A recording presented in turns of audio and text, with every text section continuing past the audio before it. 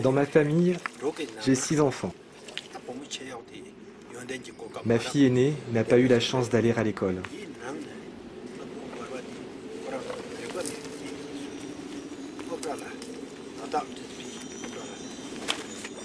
Mon deuxième, garçon qui n'est pas studieux, préfère prendre ma succession et s'occuper des chèvres et des yaks.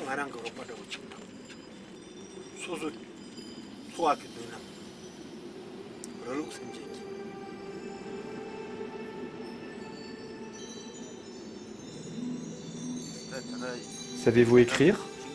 Non, j'ai oublié. Et pour la lecture? J'ai aussi oublié. Vraiment? Tout oublié? Oui, j'ai tout oublié.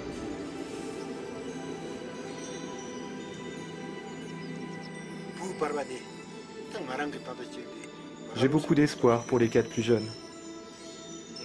J'espère qu'ils iront assez loin dans leurs études. Il faut que les enfants fassent des études s'ils veulent réussir dans leur vie. Tashi Palgore et sa famille sont à un tournant de leur vie. Nous sommes sur les hauts plateaux du Ladakh, au nord-ouest de l'Inde. Même en ces lieux retirés et hors du temps, les traditions millénaires sont remises en question chez les éleveurs nomades. Les peuples nomades ont traversé l'espace et le temps de manière immuable jusqu'à aujourd'hui. Mais les voilà maintenant face à un avenir incertain.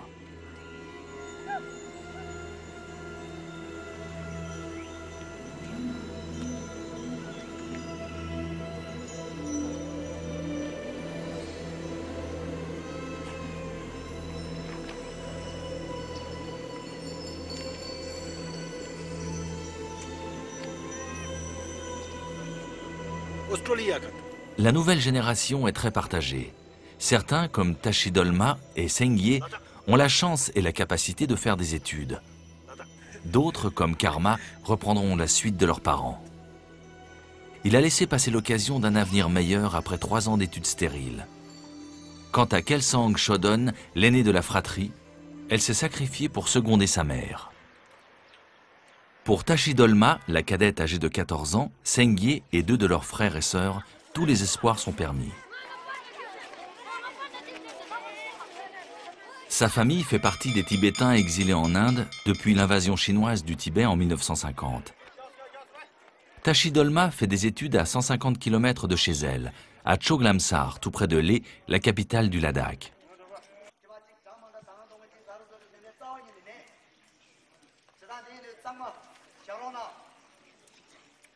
Au cœur de ce village qui compte plus de 3000 Tibétains, les enfants constituent une population à part. Depuis plusieurs années, Tashi Dolma vit dans cette structure qui accueille plus de 1000 écoliers âgés de 4 à 18 ans. Cette institution existe grâce à l'aide internationale. Presque tous les enfants ont un parrain ou une marraine qui vit à l'autre bout du monde.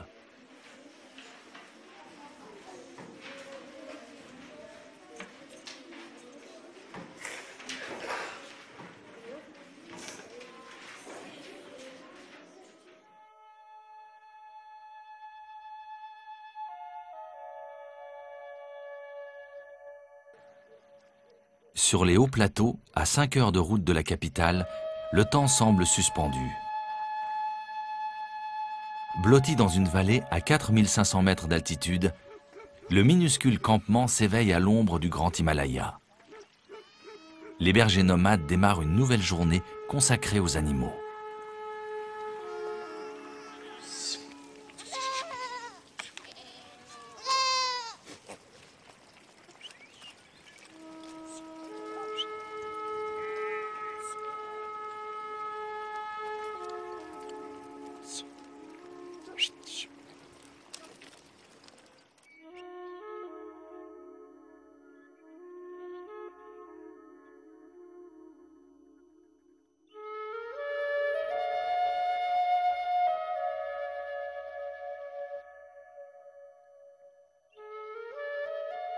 On pourrait leur envier cette vie affranchie du temps et de l'espace, mais ce serait mal en connaître sa dureté.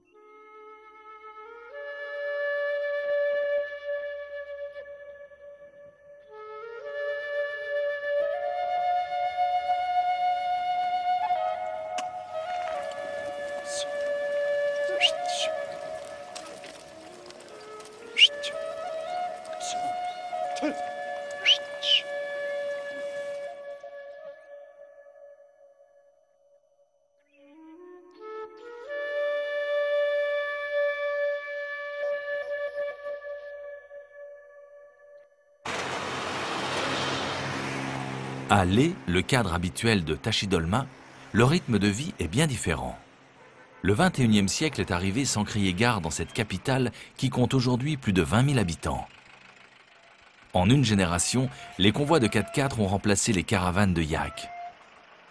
Une révolution à marche forcée avec sa frénésie de construction et de consommation.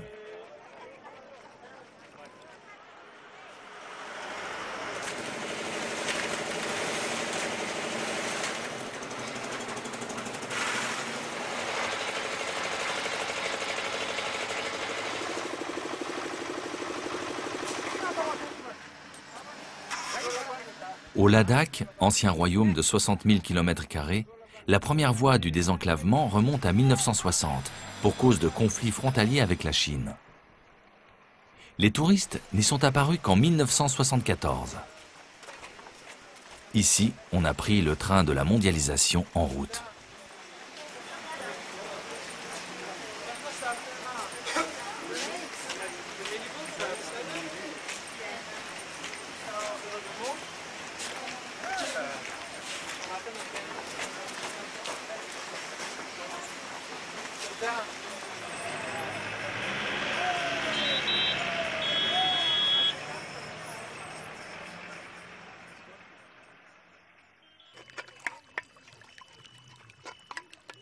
Dès l'aube, Palki Dolma, la première levée, a déjà les mains dans l'eau gelée.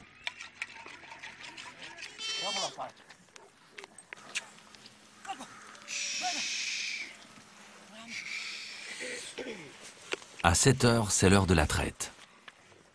Tashi Palgor, son mari, attache les animaux dans un bel enchevêtrement de cornes. Les troupeaux vont rythmer la journée des bergers. Les charmes de l'Himalaya s'estompent devant la dureté des conditions de vie nomade. Kelsang Chodon est revenue sous la tente familiale après un mariage malheureux. Elle travaille sans relâche aux côtés de sa mère, qui à 55 ans souffre déjà d'épuisement. Levée dès 6 heures, elle s'active avant de déjeuner. Plus la traite est achevée de bonne heure, plus la journée sera profitable pour les bêtes dans les pâturages. Destinée à la confection du beurre et du fromage, la production de lait couvre à peine les besoins de la famille. Vers 8 heures, c'est Karma qui prend le relais. Déjeuner fixé à dos de chèvre, le voilà parti pour un long périple à travers montagnes et vallées. Au programme de la journée, 15 à 20 km pour assurer la nourriture du troupeau de 300 chèvres et moutons, alors que les yaks et les chevaux sont laissés en liberté. À près de 5000 mètres d'altitude, l'herbe est rare et sèche comme de la paille. La rocaille est partout. L'itinéraire change presque tous les jours. Autant de troupeaux, autant de parcours différents pour éviter d'épuiser les sols. Le campement de Samet compte une quinzaine de familles tibétaines exilées ici, à moins de 100 km de leur Tibet natal. À proximité, quelques 20 tentes de bergers Ladakh pas, qui acceptent de partager leur maigre pâturage et point d'eau.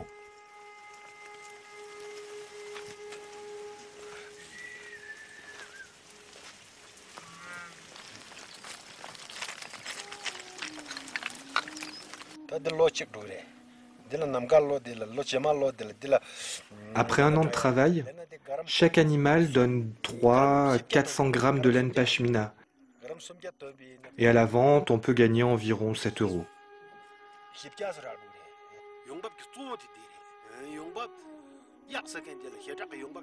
On ne peut pas tirer grand-chose d'un yak, sauf son lait et l'utiliser pour le bas. D'un mouton non plus, car sa laine n'est pas aussi recherchée que la laine de chèvre.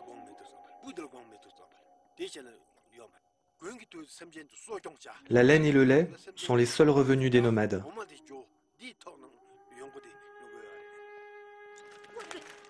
Les meilleures années, la famille peut espérer un revenu d'environ 4 000 € bruts.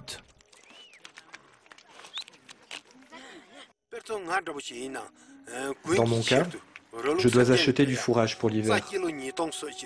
Pour nourrir mon bétail, j'ai besoin de 2 tonnes de fourrage et de 3 tonnes de grains. C'est ainsi qu'on est obligé de nourrir les bêtes en hiver. À l'école tibétaine de Choglamsar, une nouvelle journée studieuse débute en plein mois d'août. En Himalaya, les grandes vacances ont lieu en hiver à cause du froid. On fait le tour du Grand Chorten, symbole de l'élévation spirituelle bouddhiste, ou tourner le grand moulin à prière sur le chemin de l'école.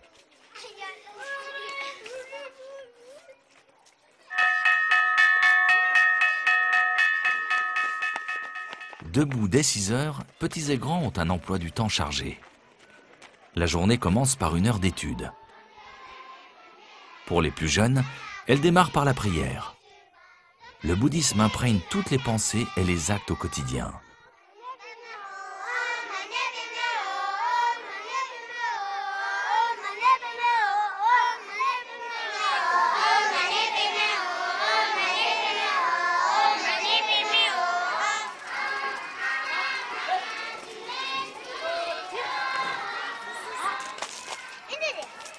Avant le début des cours, les écoliers font eux-mêmes le ménage. Très jeunes, ils apprennent déjà les tâches du quotidien.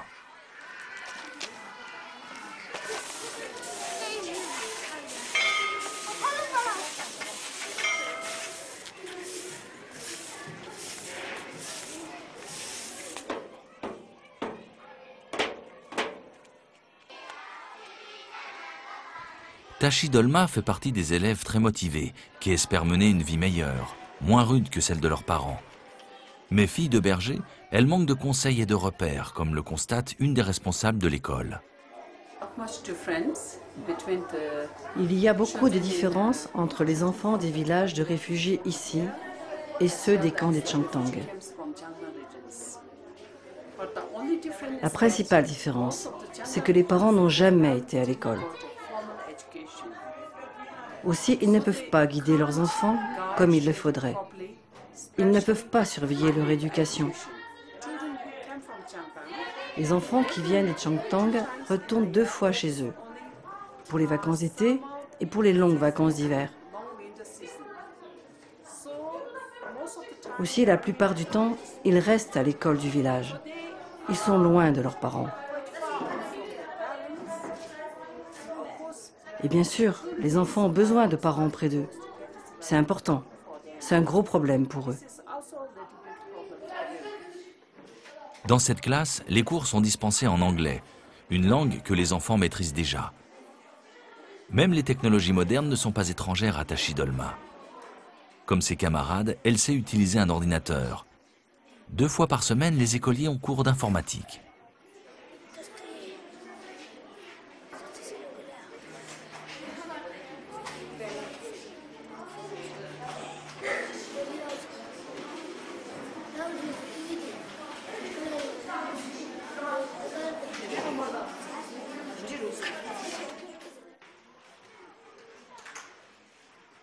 Avec ses nouvelles connaissances, Tashi Dolma est mieux armé que ses parents pour changer de vie et évoluer dans la société moderne.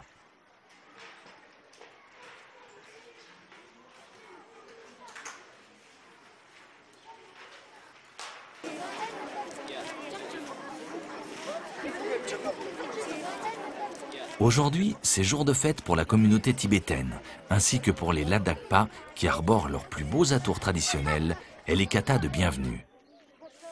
Sa sainteté le Dalai Lama vient en personne dispenser des enseignements de sagesse comme il le fait partout à travers le monde. Le prix Nobel de la paix représente l'absolu pour les Tibétains, dont il est le chef spirituel.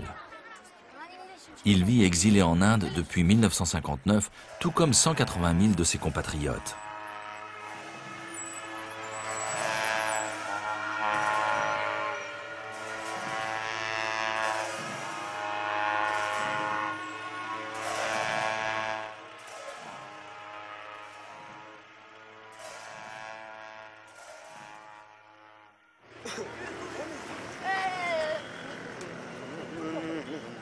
La famille de Tashi Palgor, comme la plupart des nomades, va s'imprégner des paroles de son guide.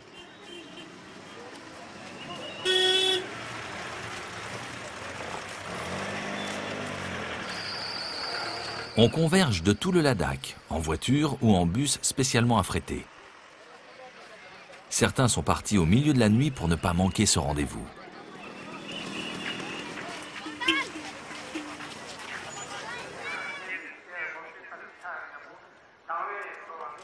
Durant 3 jours, jusqu'à 30 000 fidèles vont se presser pour recueillir son enseignement.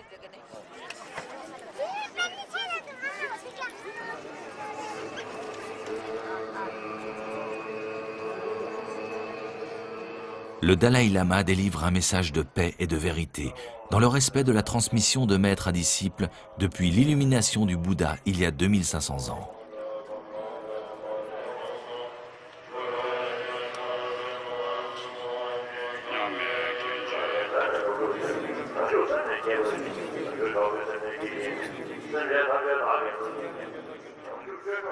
So if the Buddha were, so we are, there is possibility for us to become enlightened.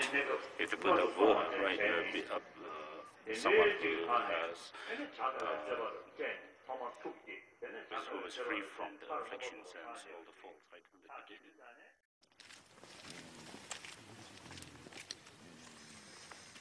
Revenu dans les Changtang, la vie des bergers reprend son cours. La traite achevée et les bêtes retournées au pâturage, Palki Dolma va s'occuper de son foyer. Elle allume le feu dans un modeste fourneau, une simple boîte en métal alimentée de broussailles et de bousses de yak. Dans un coin, en complément, un réchaud à gaz représente un véritable progrès.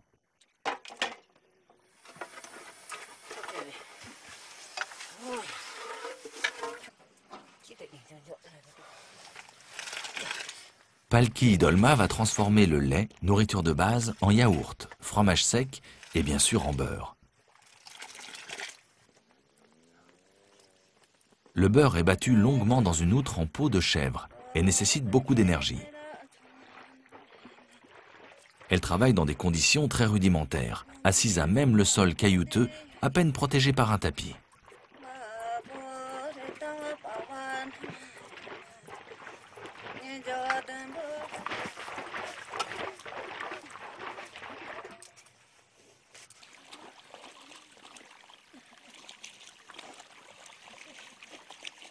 À proximité, sous un soleil de plomb, Kelsang Chodon s'attelle à une lessive près d'un maigre cours d'eau souvent à sec qui traverse le campement.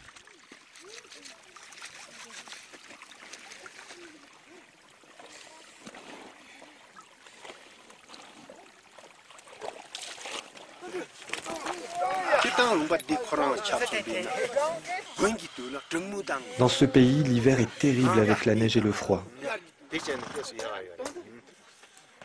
La plus grande difficulté pour les nomades, c'est l'hiver. Du mois de décembre au mois de mai, à cause des tempêtes et des mauvais pâturages. Les hommes et les bêtes peuvent être décimés.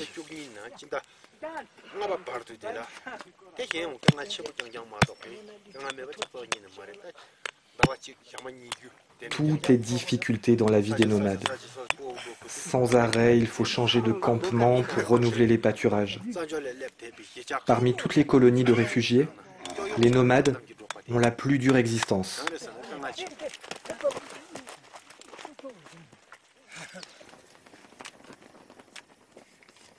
Palki Dolma confectionne la provision de chapati pour la journée. Galettes de pain sans sel ni levain. Lorsque sa fille surveille les troupeaux dans la montagne, elle doit s'occuper seule des travaux ménagers. Réservée, toute son énergie est tournée vers l'essentiel.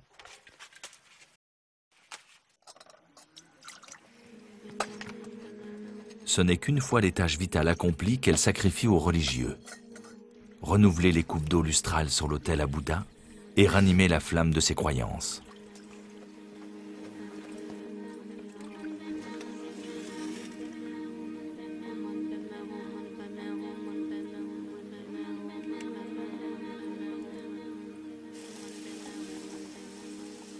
Elle peut enfin se consacrer quelques minutes et refaire ses nattes rallongées de mèches naturelles à la tibétaine.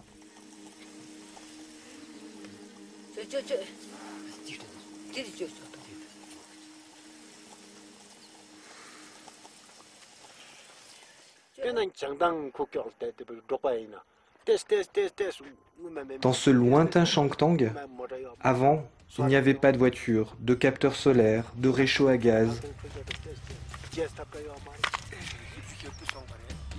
Aujourd'hui, on peut dire que la vie des nomades s'est un peu améliorée. Maintenant, nous avons des voitures, des réchauds à gaz et des capteurs solaires. Comme le monde va de plus en plus vite, les nomades aussi utilisent des véhicules, d'occasion bien sûr, pour se faciliter la vie. Depuis une dizaine d'années, la technologie a fait son apparition. Des biens matériels qui viennent faciliter le quotidien lorsque les familles en ont les moyens. Les capteurs solaires leur permettent de s'éclairer, alors qu'avant, ils utilisaient sous la tente une nauséabonde lampe à pétrole fumeuse, source de maladies pulmonaires. Quant à la voiture, Palki Dolma, qui a le sens pratique, en a fait un séchoir à fromage. À Choglamsar, dès 16 h, c'est la fin des cours. Tashi Dolma regagne son logis. Un quartier pour quelques 300 pensionnaires. Une vingtaine de maisonnettes se nichent dans la nature, là où il n'y avait que des aires de pierre il y a 30 ans. Chacune abrite une quinzaine d'enfants de 5 à 15 ans, placés sous la direction de Lamala, leur deuxième mère. Leurs sacs et leurs uniformes à peine déposés, les écoliers passent aux travaux ménagers. Pas de personnel d'entretien ici. Du haut de ses 14 ans, Tashi Dolma dirige les plus petits. Ainsi, les grands développent déjà leur sens des responsabilités.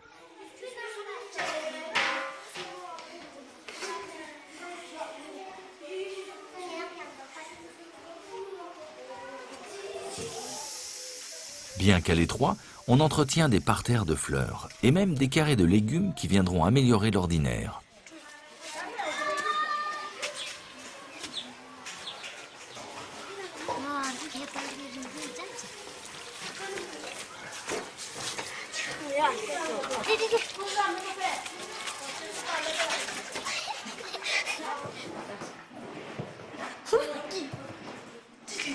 Si le repas de midi est pris à la cantine, celui du soir se prend chez soi. Repas qu'ils font eux-mêmes.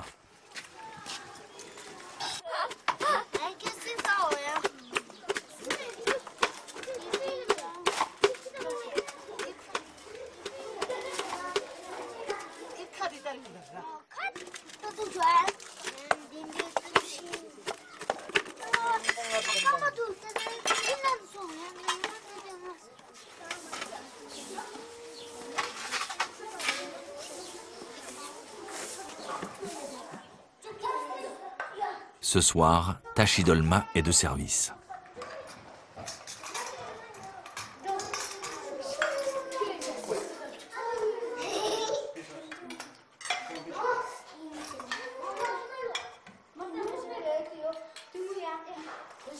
Avant de manger, on n'oublie pas la prière d'offrande aux divinités.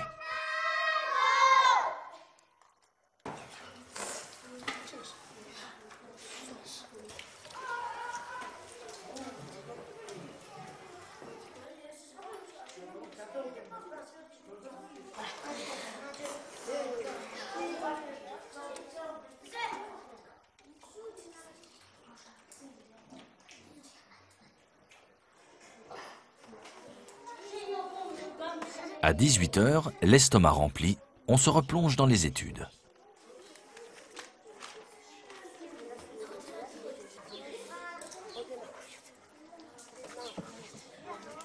C'est l'heure des devoirs. En l'absence de la mère, c'est Lobsang, l'aîné de la maison, qui se charge avec conviction de la surveillance.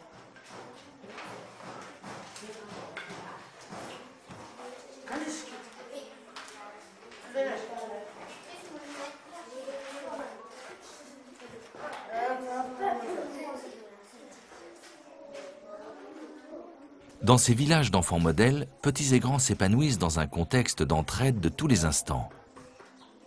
Les Tibétains pratiquent d'ailleurs une pédagogie éprouvée, la méthode Montessori.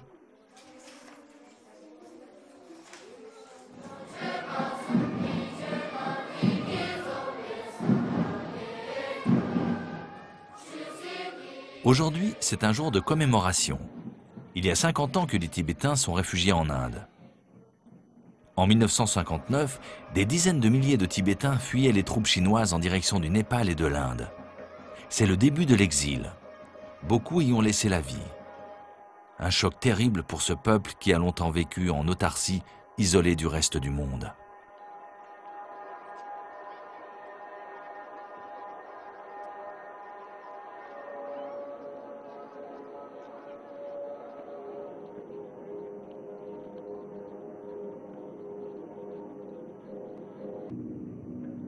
Près de 200 000 Tibétains sont aujourd'hui disséminés en Inde et à travers le monde, sans grand espoir de retour.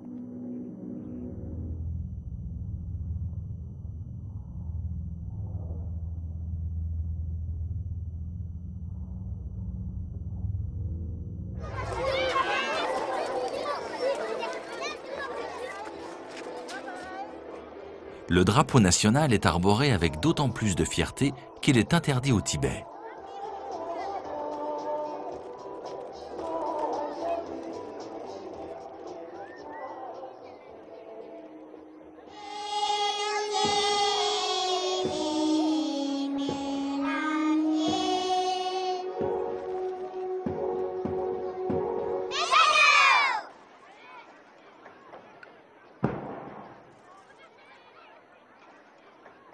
La cérémonie s'achève par un vibrant hommage à l'Inde pour son indéfectible capacité d'accueil depuis un demi-siècle.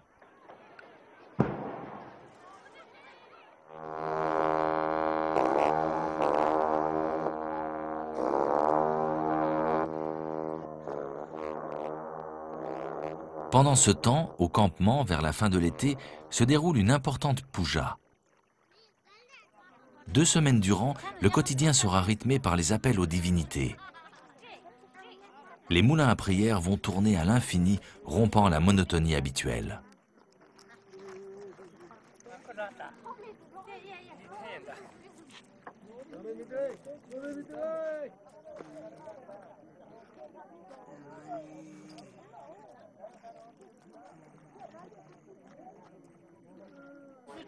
Les femmes Ladakpa ressortent à cette occasion la perak, lourde coiffe reptilienne sertie de turquoise, corail, ambre et argent. Trésor qu'on se transmet de mère à fille.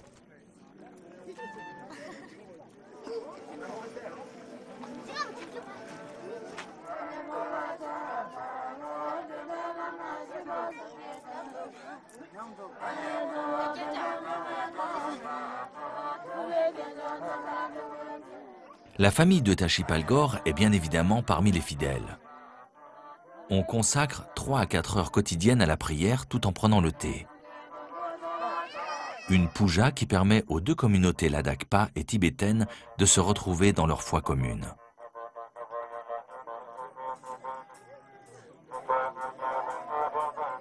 Tout au fond du modeste chapiteau, quelques jeunes moines dirigent la puja.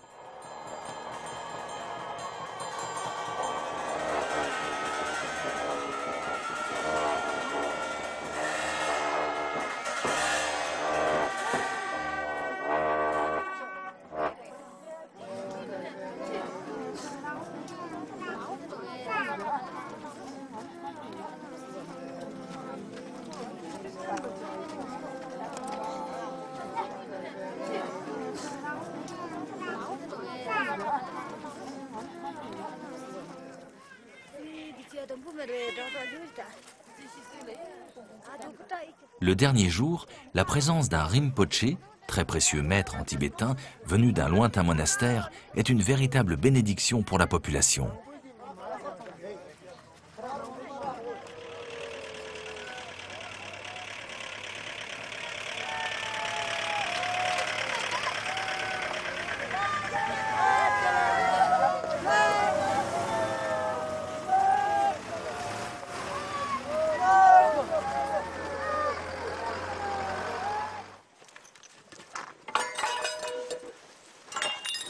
Début septembre, le court été himalayen tire déjà à sa fin.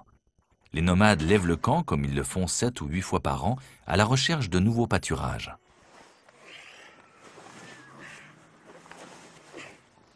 Le démontage des tentes est rapide. Leurs maigres biens matériels sont vite rassemblés et tiennent dans le véhicule qui ne roule qu'en cas de nécessité. Le prix de l'essence est pour eux dissuasif. Les yaks, autrefois indispensables pour le transport, sont maintenant réduits au chômage.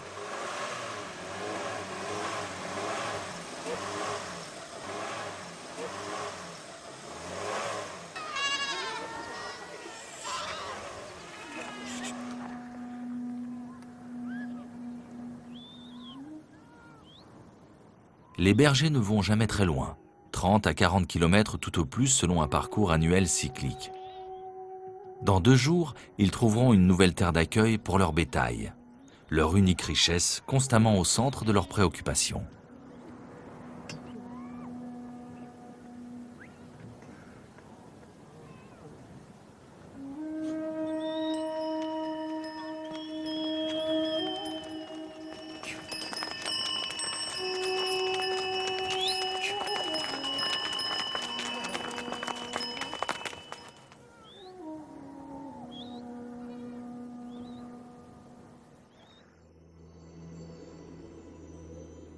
Six mois ont passé. De retour en hiver, que sont-ils devenus? Nous nous apprêtons à affronter les rigueurs de l'Himalaya alors que nous survolons ces chaînes enneigées. L'avion est le seul moyen de communication. Les 2 routes d'accès au Ladakh sont closes pour 5 mois.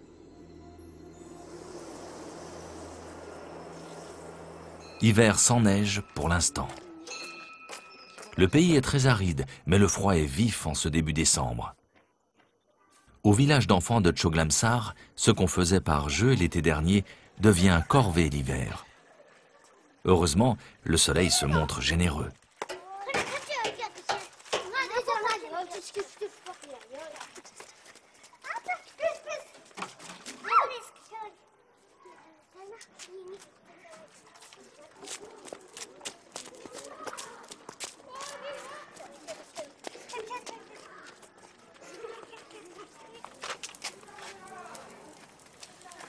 L'heure des grandes vacances approche. Aussi, on lessive, on nettoie, on repeint tous azimuts.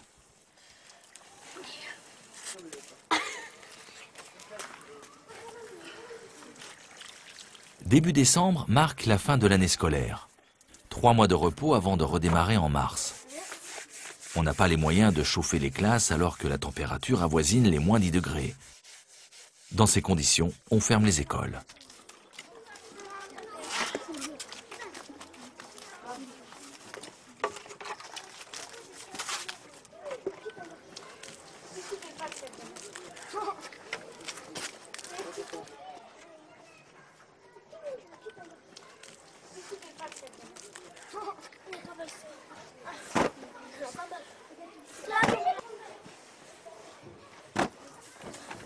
Dans la maison de Tashidolma, c'est également le grand nettoyage d'hiver avant fermeture. Les enfants s'activent joyeusement. La proximité des vacances n'y est sans doute pas pour rien. Des vacances au cours desquelles ils retrouveront leurs parents que beaucoup n'ont pas vus depuis 6 mois.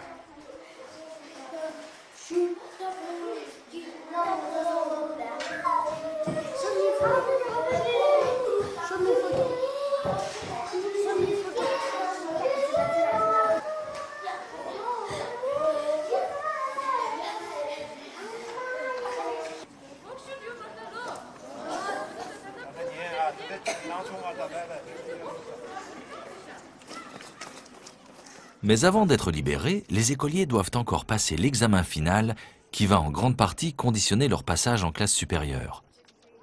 Le soleil au rendez-vous, c'est dans la cour qu'on va travailler, car il fait moins froid qu'à l'intérieur.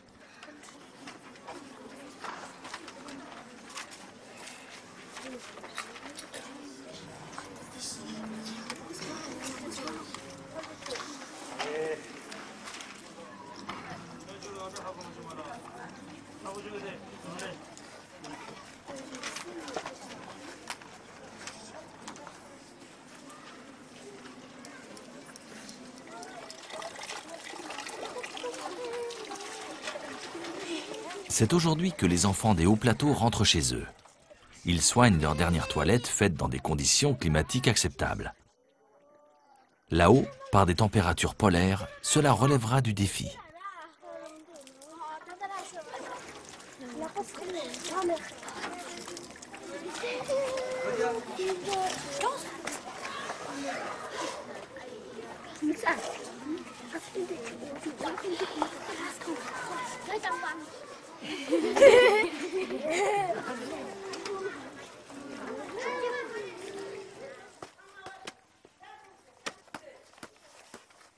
Ils ne regagnent leur campement que 2 fois par an. Cette rupture familiale dès l'âge de 6 ans n'est pas toujours bien vécue.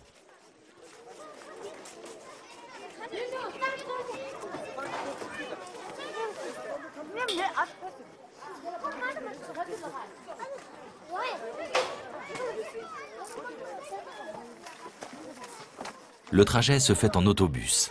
5 ou 6 heures pour un parcours de 160 km.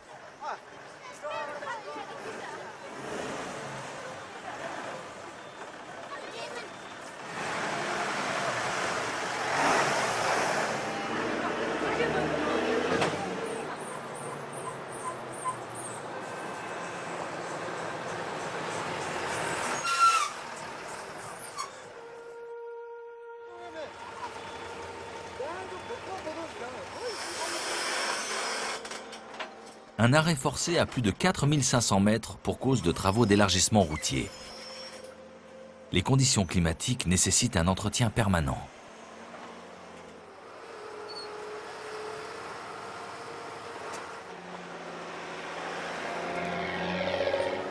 Puis c'est le franchissement du col à 5300 mètres, le Taglangla, le deuxième plus haut col carrossable du monde. C'est une chance qu'il ne soit pas encore obstrué par la neige.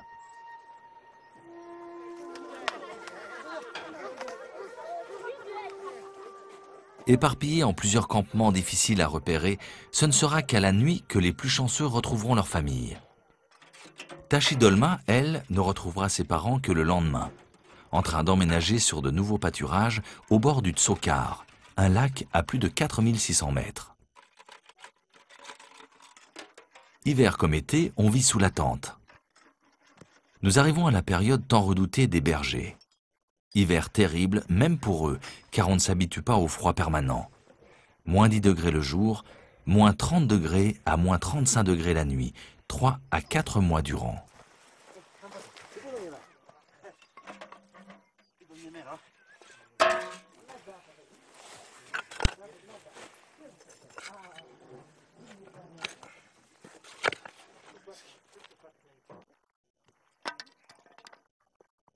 Pour finir, Tashi Palgor installe le mât de drapeau de prière.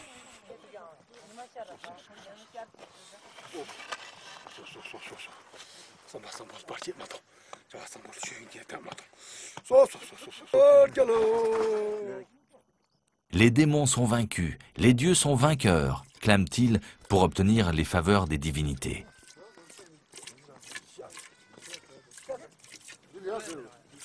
Dans le même temps, il faut encore et toujours s'occuper des animaux. En hiver, il n'y a que les yaks à traire. Chèvres et brebis ne donnent presque plus de lait à cause de la mauvaise qualité et de la rareté de la végétation. De plus, il y a de nombreux petits à nourrir. Moins de travail, certes, mais aussi beaucoup moins de lait pourtant indispensable à leur équilibre alimentaire. L'aridité des Changtang et le froid expliquent l'absence de neige dont les bergers se passent aisément.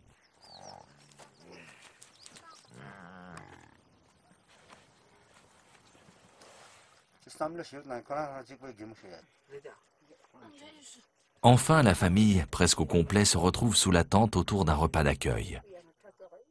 Tashi Dolma et Sanguié, son frère aîné, séparés pendant l'année scolaire, se retrouvent. Ils ont bien des choses à raconter à leurs parents.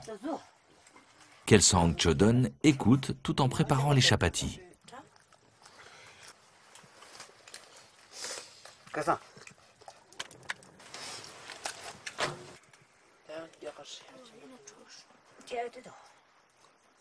À table, la viande de yak est largement consommée l'hiver en l'absence de légumes verts.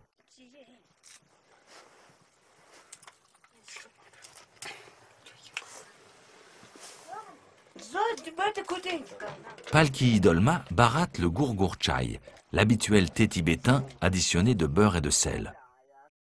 On en consomme plusieurs dizaines de tasses quotidiennes.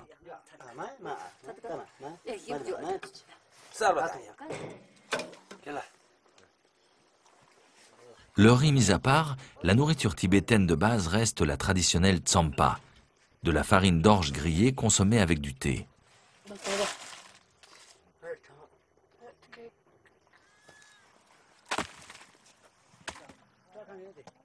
L'été, on stocke des bousses de yak dans l'enclos des animaux. L'hiver arrivé, il faut libérer l'espace.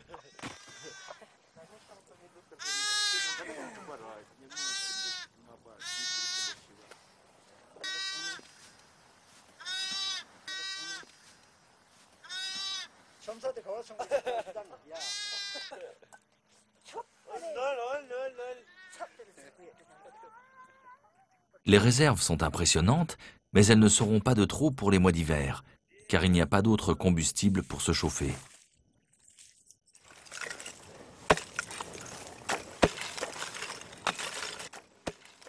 L'hiver, ce sont les hommes qui se chargent de la corvée d'eau. Le tsokar, d'un bleu limpide l'été, est gelé sur près d'1 mètre. Une glace qu'il va falloir faire fondre, puis chauffer, alors que le combustible est si précieux.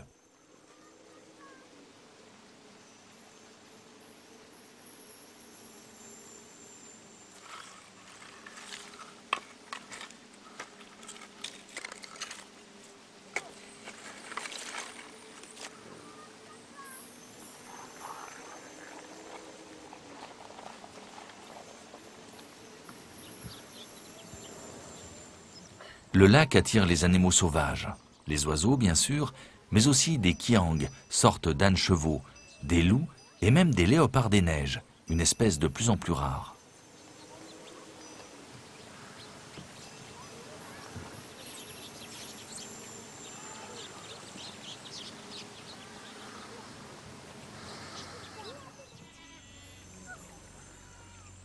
Ce matin, Tashi Palgor a trouvé un chevreau mort de froid pendant la nuit.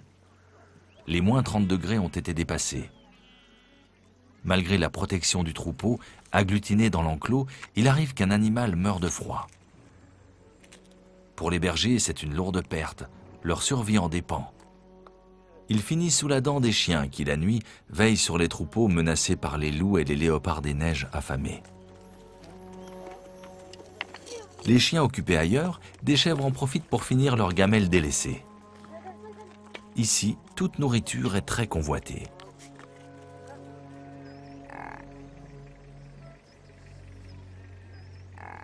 Le froid règne.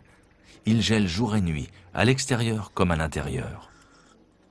En hiver, la vie des éleveurs devient survie.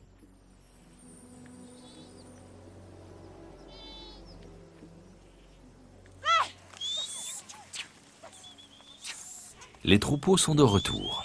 Ils ont encore parcouru une 20aine de kilomètres pour une bien maigre pitance. Inutile de traire les bêtes dans ces conditions. Entassées, c'est ainsi qu'elles supporteront mieux le froid polaire nocturne. C'est d'ailleurs en hiver que les chèvres prennent de la valeur, en se couvrant du fin duvet pashmina, la mythique laine soyeuse connue sous le nom de cachemire, principale source de revenus de la communauté.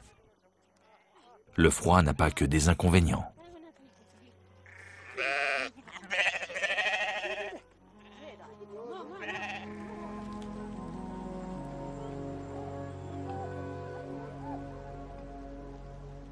Une interminable nuit tombe sur les Changtang. Le danger rôde, mais les chiens veillent.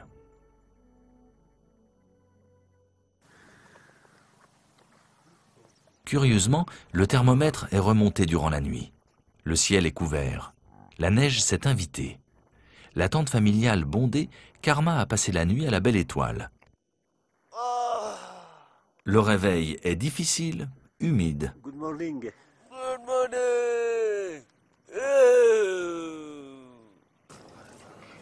Plus que le froid, c'est justement la neige que les bergers redoutent le plus. Si elle est abondante, les troupeaux seront décimés, ils mourront de faim, incapables d'aller chercher leur nourriture sous la surface gelée. Heureusement, il a peu neigé. Les bergers sont déjà en route pour une nouvelle et longue journée en quête de rares herbages. La neige va fondre rapidement sous le soleil. Douceur toute relative dont profitent les enfants pour jouer au cricket. Il faut dire que c'est le sport roi en Inde, sans doute le plus haut terrain de jeu au monde.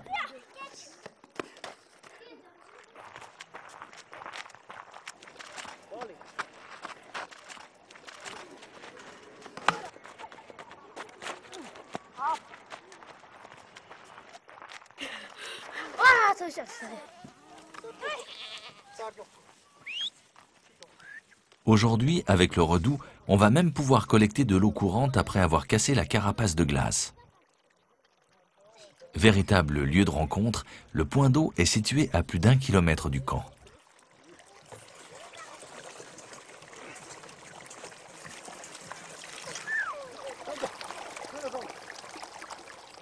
Tashi Dolma et Sanguier y prennent part. Dans ce milieu hostile, l'entraide est vitale.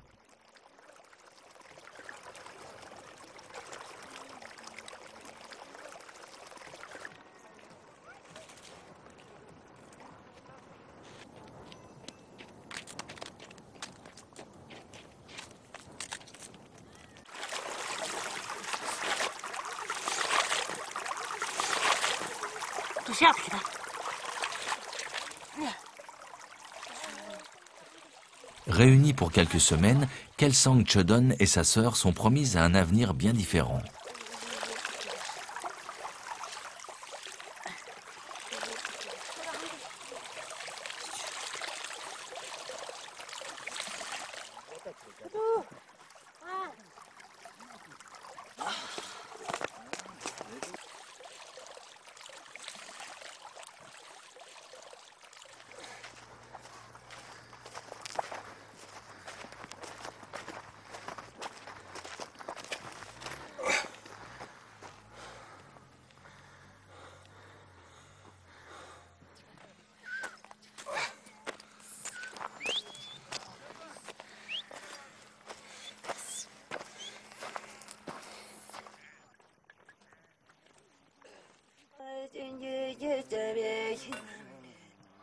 Sous la tente, la température est négative en dehors du périmètre du foyer. Palki Dolma ranime une fois de plus la flamme de l'éveil sur l'autel, où trône toujours Bouddha et bien sûr une photo du Dalai Lama.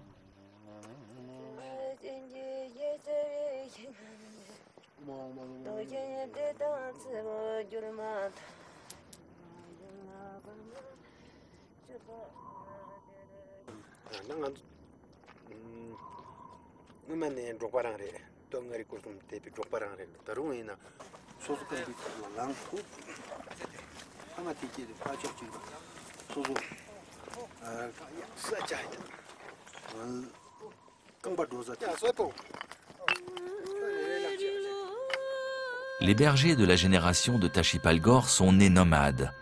Nomades, ils finiront leur vie.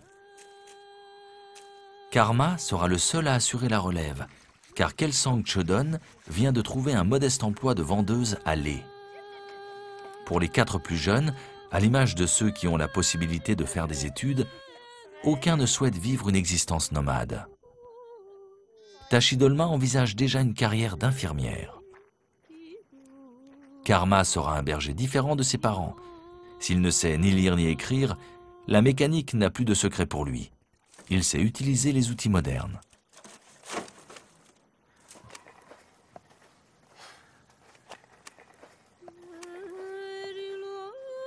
Le monde va de plus en plus vite.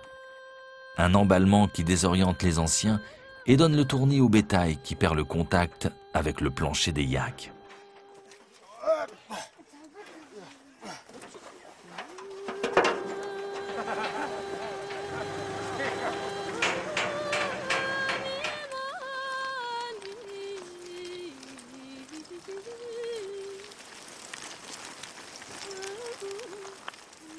Les traditions qui jusqu'à nos jours se maintenaient sans heurts, en accord avec les lois de la nature, vivent une véritable mutation pour ne pas disparaître.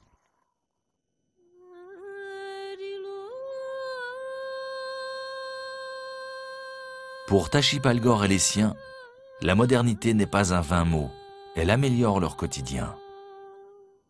Ce confort comprend un risque, celui de leur faire perdre leur identité, leurs valeurs humaines, leur sens de l'hospitalité, quand le mythe nomade s'efface devant la réalité.